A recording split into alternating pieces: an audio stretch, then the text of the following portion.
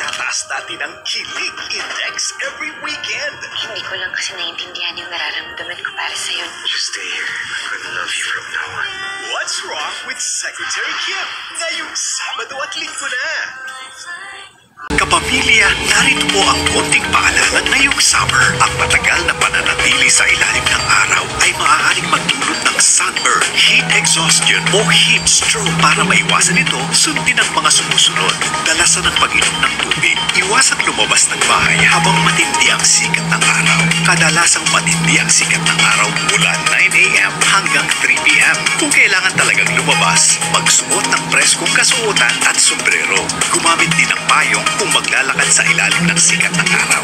Maaari ring ischedule ang paglabas ng bahay ng maagang-maaga o sa hapon kung kailan hindi na matindi ang sikat ng araw. Tandaan ang mga tips na ito para ligtas ang pamilya. Ligtas Pilipinas!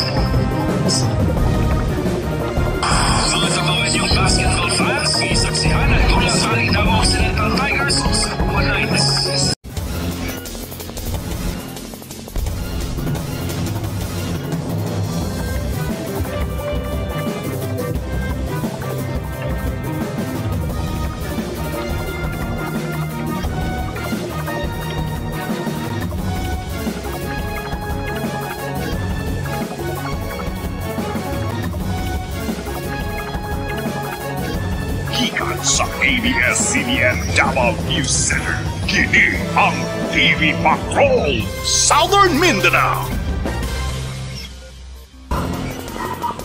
Sugod karon, obligado na ang mga operator sa papasaherong bangka na mulukat o mayor's permit sa City Hall sa Davao. Apan dagan ihapon ang walay permit, busa ang agad ng mga pasahero nga nakapahod sa mga bangka nga walay mayor's permit, ibalita